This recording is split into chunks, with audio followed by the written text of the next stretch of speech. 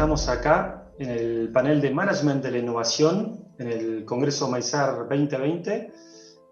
Este año le vamos a meter foco, debido al coronavirus, al COVID-19, a los cambios en los patrones de consumo y producción.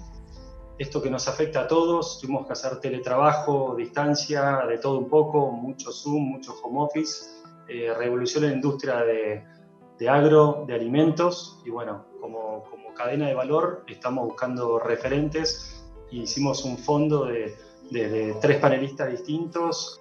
Bernardo, arrancás vos ahora con tu parte del panel, con las AgTech, cómo van innovando, cómo vas viendo el escenario y cómo viene el futuro después de este COVID-19, ¿no? Buenísimo, Peter. Bueno, muchas gracias a vos por la invitación y a toda la gente que forma parte de MAISAR. Es un placer. Mi presentación pasa por principalmente 3 partes. La primera es contarles qué hace iLocal, y principalmente eso tiene que ver con contarles qué es lo que se viene en términos de disrupción de mercados y cómo está cambiando todo el mundo del agro y de los alimentos a través de las tecnologías. Entonces, contándole un poco lo que hacemos, es una manera de poner bien blanco sobre negro qué es una startup, cómo se puede invertir en una startup, qué están logrando estas compañías, cómo están afrontando este momento, etc. Y bueno, nada, me parece súper importante y gráfico. Glocal nace hace poco más de 4 años como el primer fondo de aceleración o aceleradora enfocada 100% en agri-foodtech de Latinoamérica. Y el objetivo y el motivo por el cual nace obviamente tiene que ver con la ubicación que tenemos. Estamos en Argentina, en Rosario en particular, un lugar centro, un clúster de agronegocio muy importante, con la experiencia, la trayectoria que un poco trae el equipo que forma parte de Glocal, y mucho de lo que terminó pasando o acelerándose a través de lamentablemente de lo que fue el COVID, que es una situación mala, pero bueno, generó confirmó varias tendencias que nosotros pensábamos cuando armamos la empresa hace varios años. ¿Por qué nos metimos en AgriFoodTech?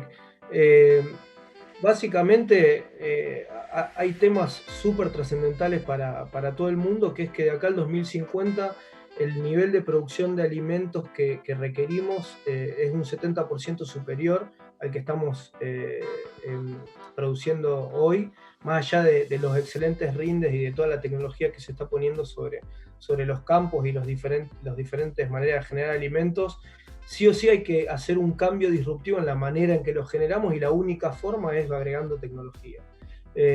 Así que esa es una variable súper importante. Y después el nivel de población mundial. O sea, estamos pensando en un escenario, incluso algunos hablan de que es pesimista, en 9 billones de personas para el 2050. Así que acá hay un tema trascendental y hasta motivador para enfocarse en esta industria. Un gráfico que a mí me gusta mucho y uso siempre es este, que muestra los diferentes sectores o industrias en el mundo y cómo el agro está penúltima en niveles de digitalización, agroalimentos, perdón, solo por delante de la construcción. Y acá obviamente uno puede tener 2 miradas, una negativa o una positiva. La negativa es decir que mal estamos y bueno, hay que quedarse de brazos cruzados. La positiva es, estando en Argentina, sobre todo, más allá de que esto es una oportunidad mundial, siendo primera liga mundial en términos de agronegocios y de producción, tenemos una oportunidad enorme para acortar esta brecha contra otras industrias, como puede ser el entretenimiento, las finanzas, incluso la educación. Así que este gráfico es una causa de cabecera por la cual nosotros nos moviliza diariamente a buscar emprendimientos, startups que logren acelerar la adopción de la tecnología, la digitalización en este sector y acortar la brecha contra otras industrias. Y básicamente esto empezó a suceder con más velocidad a partir del COVID. Nosotros tenemos 4 pilares como empresa. Como dije, fuimos los primeros en nacer con un foco exclusivo en agroalimentos. El primero es la ubicación. Ahora voy a hablar muy rápido sobre Argentina y sobre Rosario. La red que tenemos, que nos ayuda y nos apalanca un montón para llevar adelante nuestro trabajo, es clave eso, el pensamiento en términos de ecosistema y no de empresa cerrada. La experiencia que tenemos en esta industria que nos ayuda un montón a entender hábitos, que recién se explicaban muy bien en términos de cómo esos hábitos se traducen al consumidor. Bueno, hay un montón de cosas que tienen que ver con los hábitos de los que producen el alimento, de los que están en la otra punta de la cadena, que también son súper importantes para estimar qué cosas pueden funcionar y cuáles no, y metodología. Todo esto no tiene ningún valor si no hay método, si no hay disciplina a la hora de bajar todas estas cosas a cosas concretas, a procesos, a acompañamiento a los inversores, a los emprendedores y a todos los que forman parte de nuestra red. Como dije, nuestra base está en Rosario. Rosario yo diría que es uno de los pocos o uno de los 2 lugares del mundo más emblemáticos en términos de clúster de agronegocios. Realmente tenemos todo lo que necesita un ecosistema para crecer y funcionar como tal. Nos falta un montón por mejorar, como cualquier cosa que se va desarrollando, pero tiene todas las potencialidades para ser un epicentro de innovación en agroalimentos, en agri-foodtech, a nivel no solamente regional, sino mundial. Tenemos a las principales corporaciones internacionales, empresas nacionales muy reconocidas, tanto del lado exportador de alimentos como del lado de los insumos, instituciones que son emblemáticas, que representan las productoras agropecuarias, que representan la cadena, universidades, los puertos más grandes del mundo. Es decir, tenemos todo, hay que coordinar y trabajar en modo sistémico.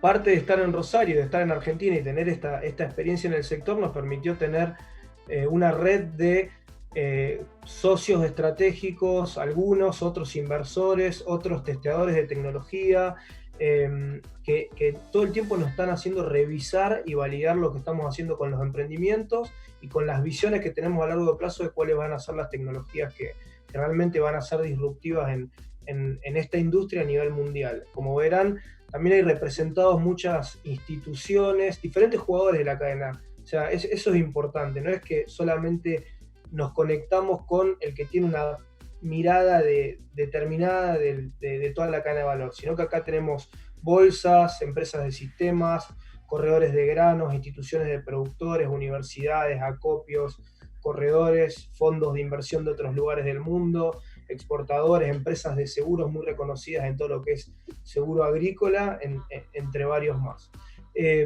Y acá está el mapa Agri-Foodtech de Argentina. Básicamente lo que acá les queremos mostrar, y después esta presentación va a estar disponible, no pretendo que los que estén mirando puedan detectar cada nombre con detalle y de cada vertical, pero sí mostrarles que esto se está desarrollando a una velocidad interesante. Este ecosistema de startups está tomando vuelo, no solo en términos de cantidad, sino de calidad, año tras año. Y más allá que algunas startups puedan aparecer más veces en ciertas charlas o tengan un poco más de prensa, hay un montón de equipos de emprendedores que están haciendo cosas súper interesantes en todo lo que es el sector de agroalimentos. Y bueno, acá está la muestra de que hay un montón y son todas con las que nosotros de alguna manera trabajamos. Algunas a muchas las hemos acelerado, a algunas las hemos invertido, con otras tenemos contacto, otras son potenciales compañías de nuestro portfolio, pero bueno, esto está fluyendo mucho. Imagínense en Latinoamérica, que nosotros estamos cubriendo la región también, realmente la cantidad es grande y esto es algo muy bueno para todos nosotros. Cuando hablaba de metodología, hablaba mucho de los procesos y justamente porque se suele hablar, cuando se habla mucho de innovación o de startups o de capital de riesgo, a veces para el común de la gente, me incluyo en ese error siempre, por momentos parece que es algo espasmódico, que tiene cierta moda. No es una moda para nada. Puede estar teniendo más prensa en determinados momentos más, en determinados momentos menos, pero esto es lo que está cambiando el mundo, lo viene cambiando en los últimos 20 años y hoy es el momento de agroalimentos, de agri-foodtech, y Argentina puede tomar un papel totalmente preponderante en ese partido. Y para eso necesitamos método. Sin método es difícil medir los pasos, es difícil medir los entregables que querés, y es difícil ayudar y obviamente es muy difícil invertir. Entonces, nuestra metodología, tenemos metodologías para diferentes cosas, para definir una inversión, para definir un mentor, para definir una startup que puede recibir nuestro proceso de aceleración. Acá me voy a concentrar en lo que nosotros le damos a las startups si son seleccionadas para que las aceleremos, ¿no? Entran a nuestro programa de aceleración.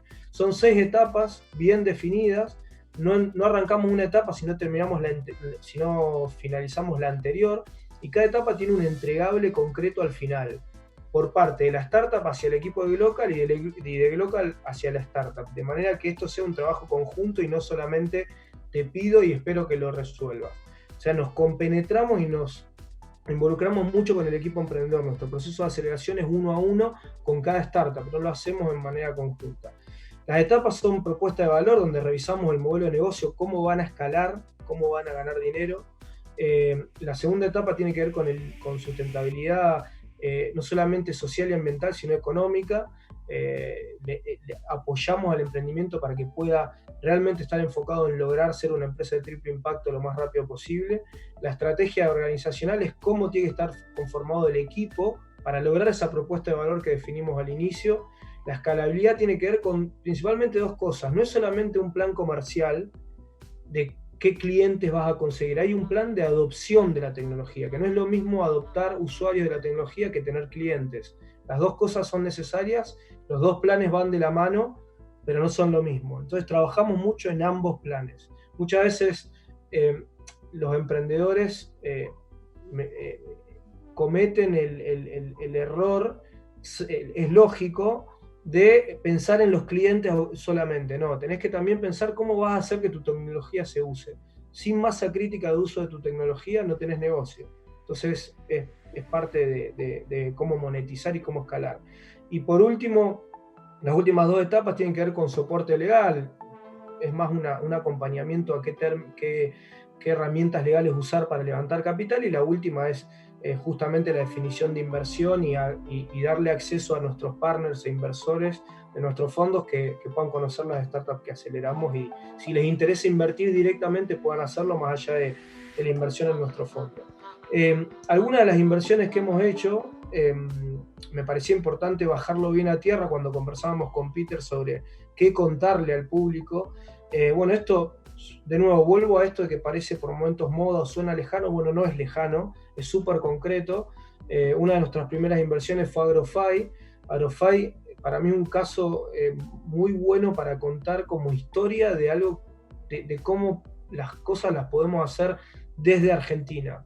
Que muchas veces dicen que los argentinos somos como creídos, y yo creo que en algunas cosas es verdad y en otras no, en otras como que nos autoflagelamos mucho. Bueno, para mí estamos en un proceso de la sociedad argentina donde tenemos que hacer un trabajo mucho de introspección importante y entender que en algunas cosas somos muy malos y en otras somos muy buenos, y tenemos una oportunidad enorme ahí, porque no necesariamente tenemos que ser muy malos en todo o muy buenos en todo, y en esto tenemos una oportunidad enorme. Agrofy es una empresa nacida en Rosario, con fundadores de Rosario que arrancaron estudiando en la Bolsa de Comercio, en las universidades nacionales de acá, se capacitaron trabajando en el área de capacitación de la Bolsa de Comercio, después armaron una empresa, tuvieron sus idas y vueltas en la época de las .com, volvieron a tener esa misma idea, pero 20 años después, con más experiencia, con más golpes, entendiendo mucho de tecnología, pero entendiendo mucho del sector agropecuario, que es la combinación que se necesita.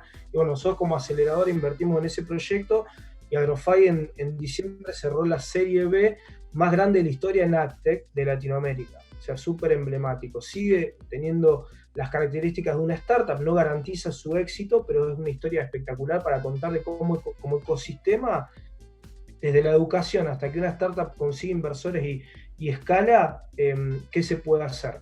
Agrofy, si Alejandro o Maxi, que son los fundadores, me escuchan, seguramente se van a enojar, pero para explicarlo muy en concreto, es un mercado libre del agro. Vos podés, es como no es lo mismo, vos podés comprar o vender lo que se te ocurra relacionado al agro, desde tractores, repuestos hasta semillas, y todo tipo de insumos. Otra startup también que hemos invertido es Quilimo. A través de un software, Quilimo te recomienda cuándo regar y cuánto regar. Vuelvo al tema del triple impacto, nos importa mucho la sustentabilidad, entonces no solamente vos podés mejorar tus rindes cuando utilizás riego artificial, sino también eficientizar el uso del agua.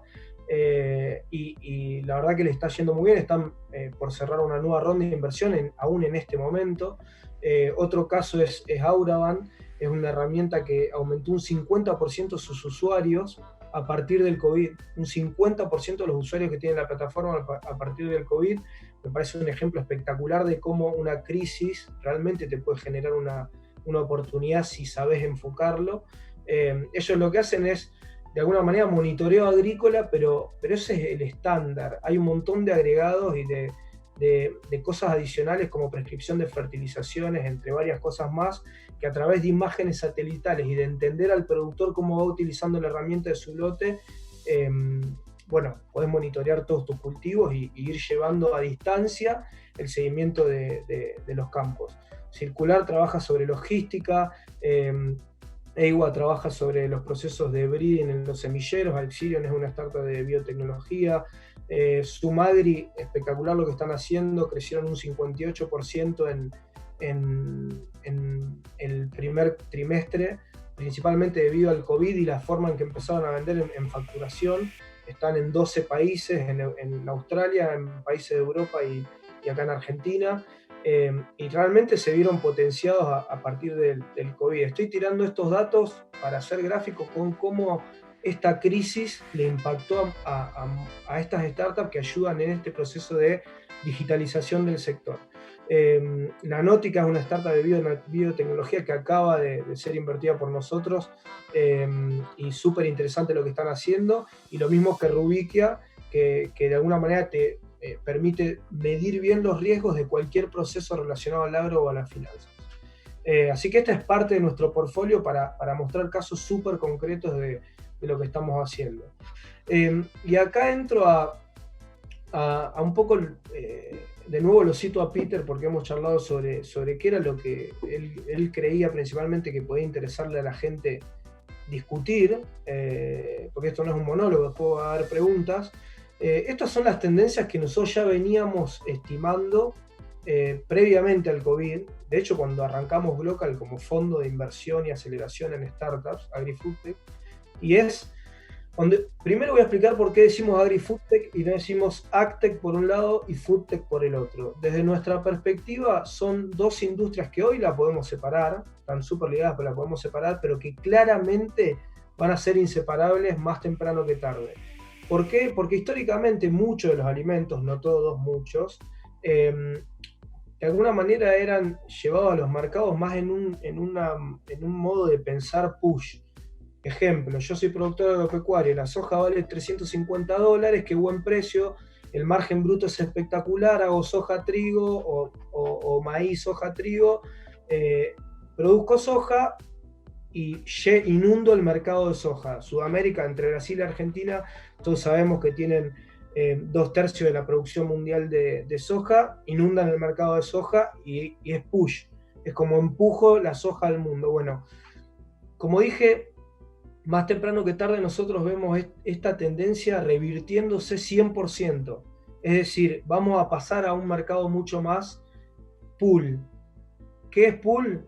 Dicho de una manera muy gráfica y simple y hasta quizá tonta, es yo estoy en un restaurante o pido delivery en mi casa, agarro el celular, elijo un producto, yo soy el consumidor, y eso va a llegar directamente al productor de ese alimento, sea cual sea, puede ser ganadería, puede ser un nuevo producto que hoy no existe y por medio de tecnologías o biotecnología se invente, o puede ser soja o cualquiera que se les ocurra. En base a eso se va a determinar qué se produce y qué no. Es decir, que cambia radicalmente la manera en que se toman las decisiones de qué producimos, porque quien lo va a terminar definiendo es el consumidor final. No estoy diciendo que el consumidor final no tiene poder de decisión, lo que estoy diciendo es que se va a revertir el tiempo, la manera en que eso se define. Convergencia de las industrias a través de la tecnología. Lo dije antes cuando hablé de AgTech y de FoodTech, también quiero agregar a esto que AgriFoodTech es una industria súper particular y hasta muy súper interesante. ¿Por qué? Porque la cruzan transversalmente un montón de otras industrias. O sea, todo lo financiero cruza transversalmente, la logística cruza transversalmente, la trazabilidad cruza transversalmente. Entonces, es infinita la cantidad de startups o de equipos de emprendedores que pueden hacer cosas desde que algo se va a sembrar o decidir qué producir hasta que eso llega al consumidor. Porque una startup que resuelve un problema financiero, o sea, sería fintech, aplicado al mundo de los agroalimentos, es agrifoodtech, para nosotros al menos. Una startup que resuelve algún tema de logística enfocado desde que se produce un alimento hasta que llega al consumidor, es agrifoodtech. Y entonces empieza el agrifintech, agribiotech, y empieza a haber una convergencia de industrias enorme, y es súper desafiante para nuestro intelecto empezar a ver las cosas de otra manera, y no necesariamente como las aprendimos en la universidad, o los que tenemos 35 o para abajo. Yo tengo 36, nos educaron de esa manera. Directo al consumidor, eso es algo que llegó para quedarse y se superpotenció con el COVID. Es decir, el que produce el alimento le entrega directamente al consumidor final, sin intermediarios, sin distribuidores. No digo que vaya a pasar en todas las industrias, hay un montón de industrias que tienen sus particularidades y que los intermediarios agregan mucho valor, pero hay un montón de otras en las que no. O por lo menos se va a reconvertir el rol de cada uno. Decisiones en tiempo real, yo les dije, el consumidor eligiendo qué va a comer, eso al fin, más temprano o tarde, eso va a terminar llegando muy rápido al que define qué voy a producir. Ya está pasando con los restaurantes, está pasando con los que producen alimentos, que en tiempo real ven qué le están, en una plataforma, ven qué le está pidiendo el consumidor, entonces en base a eso bajan o suben stocks y están bajando al mínimo posible los stocks de cualquier cosa, porque tienen esa información en tiempo real de qué elaborar y qué no elaborar, a qué dedicar más una cocina, a qué no. Las cocinas hoy están más libres. Y bueno, y plataformas on demand es lo mismo que Netflix. Vos ves la película o la serie que querés a la hora que quieras. Acá pasa lo mismo con el consumo de alimentos. Y eso llega directo al agro. O sea, entendamos que esto no es para que lo entienda Arcor o lo entienda la Virginia. Esto es para que lo entienda cualquier productor de cualquier tamaño. Porque lo apasionante que tiene el mundo de la tecnología es que genera la misma oportunidad para una persona que está sembrando 100 hectáreas de maíz que la que está generando 1000, sembrando 1000 hectáreas de maíz. Entonces esto es muy importante entenderlo. Sobre todo lo que se potenció con el COVID fue una super aceleración de la adopción de la tecnología.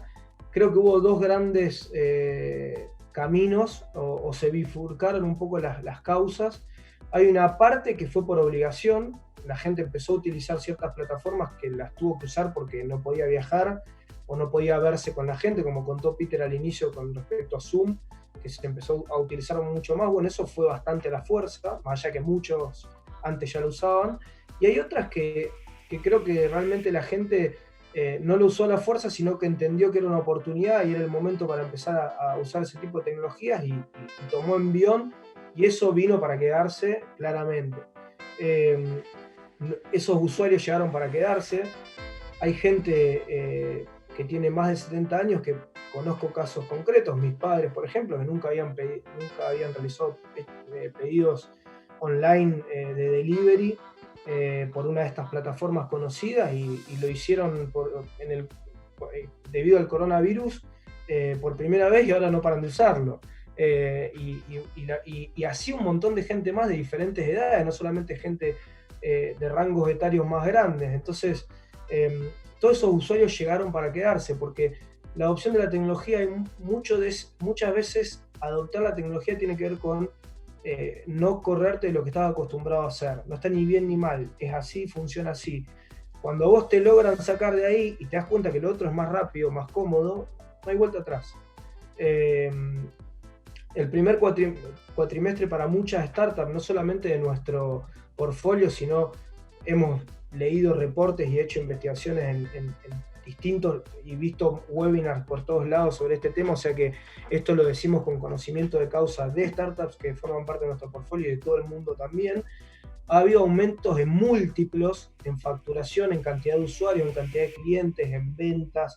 Ha habido disminución en los recursos, han bajado el plazo en el que logran convertir a un cliente. Es decir, hay un caso muy concreto de nuestro portfolio que tenía 40 días de plazo de venta, es decir, desde que prospectaba hasta que el cliente se convertía en cliente, eran 40 días, arrancó el COVID, empezaron a utilizar diferentes plataformas los clientes, no le habrán requerido que vaya al campo para convencerlo, son productores agropecuarios sus clientes y usuarios, y lo bajaron a 18 días.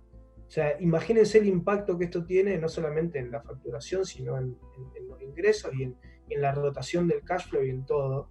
Y otros ejemplos los puse antes con Auraban, con los usuarios, con Sumadri, con el aumento en las ventas y en los distintos lugares donde se está ubicando, con Agrofy, cómo está creciendo a una velocidad enorme, no solamente en Argentina, sino en Brasil, en Colombia, en distintos países donde el COVID hizo que toda la gente esté buscando cosas online y no esté llamando por teléfono.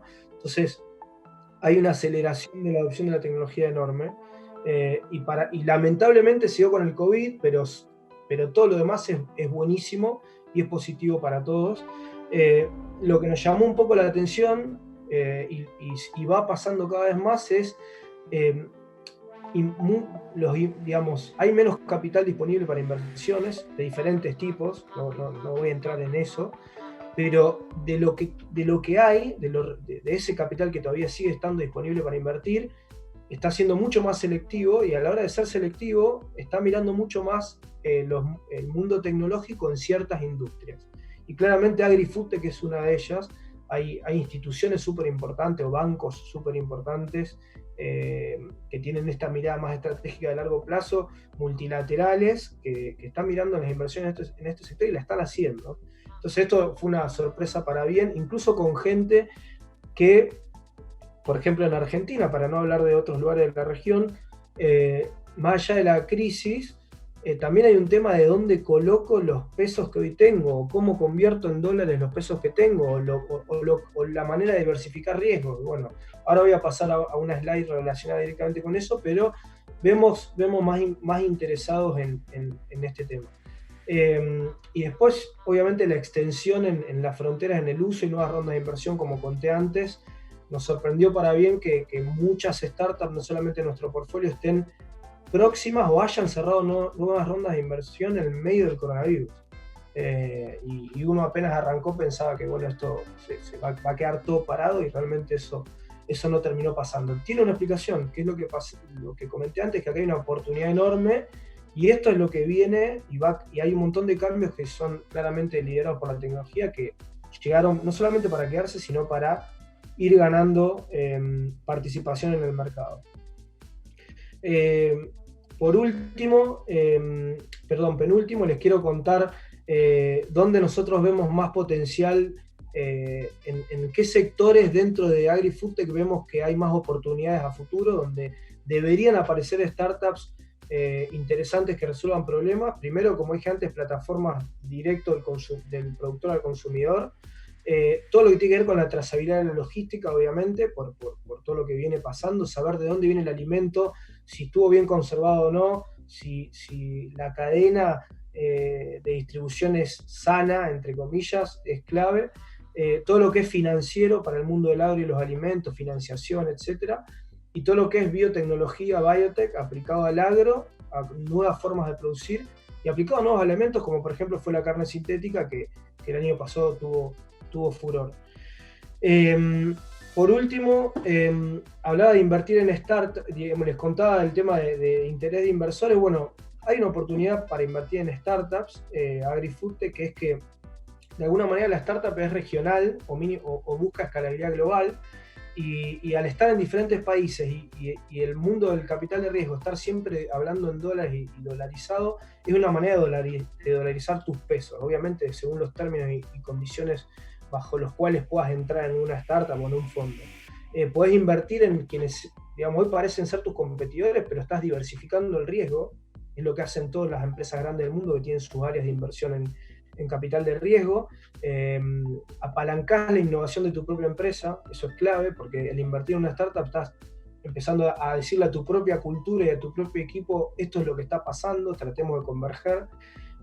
Y obviamente esto es capital de riesgo, pero disminuye el riesgo de tu cartera, porque como cualquier inversión, vos tenés inversiones de bajo riesgo, inversiones de más riesgo, pero lo que tenés que mirar es la cartera total. Entonces no hay que mirar las inversiones en startups solas, sino puestas en el combo de un hedge, de una cobertura, de una inversión general.